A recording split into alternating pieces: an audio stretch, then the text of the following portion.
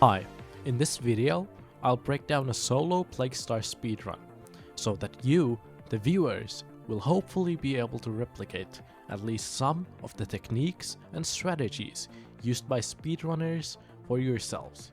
As a disclaimer, this video is meant for people looking to get into speedrunning, so I will not mention any alternative gear and items, as this is not a general Plague Star guide.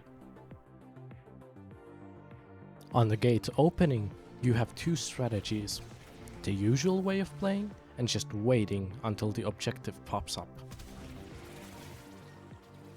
The other is the RNG speedrunner way. Blink pad immediately after leaving to the southeast cave and pray that RNG goes your way. Something you might have noticed is that in both clips, I cast Loki's Subsume decoy before heading to the cave. We set up decoy now to make use of its augment savior decoy to later teleport back after grabbing the toxin. This is vital, as the vault position is dictated by the player position as the objective pops up. Using savior decoy allows us to nightwave skip immediately after grabbing the toxin, giving us the earliest possible vault spawn time, as well as letting us have our desired vault position.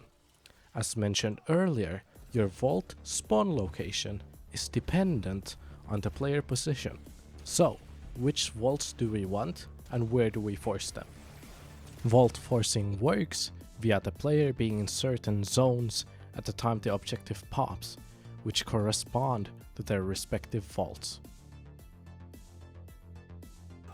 As stage 2 starts, you have a little bit of downtime, so refill on your energy. As your timer approaches 2 minutes 15 seconds to 2 minutes 10 seconds, drop down your on-call. We've delayed dropping on-call until this point to carry it over to the 4th stage. Then, proceed to clear out the camp and tower next to the boil. This will later stop all the infested from heading towards the Grenier.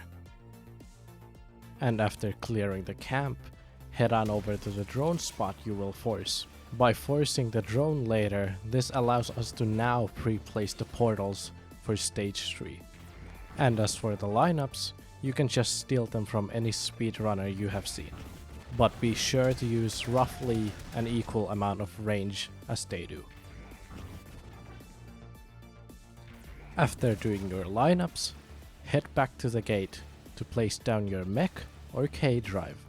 This will speed up your extraction later by keeping the doors open, and don't forget to unpark your crew upon returning to the vault. As the timer approaches 0, be prepared to TP to Renthi Springs. The blink pad teleport takes 5 seconds, so time that with your mission timer, and nightwave skip as soon as you teleport, and then head on over to this rock above Renthi Springs. This is the spot you want to force your drone. Using the 2 vault spots shown earlier in the video will let you always force this drone spot. At the start of stage 4, place down an Ancient Spectre or a Shield Osprey.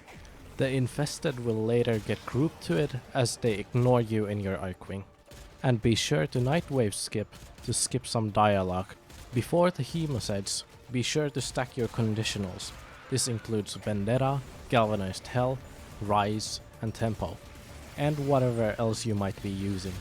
And once the Hemocyte spawns, hop on the boil and cast a fast molecular prime, and strip it using a Vastilock or a Sarpa.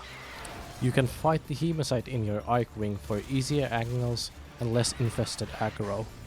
As for building objective percentage, Agrit is by far the best secondary, as it can be pre-placed, has a huge AoE, and good damage.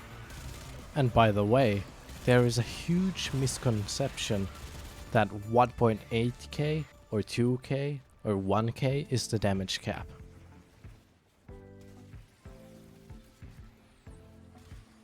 Your real damage cap looks something like this. In the Steel Path bounty, the Hemocyte damage cap starts at about 5,000, a little above, and approaches 1 as its health drops. So mod for more damage than you've been advised to do. This is why you can see me running the Madurai focus tree and the Odonata, instead of running Vazarin and Amesha for quality of life like other runners.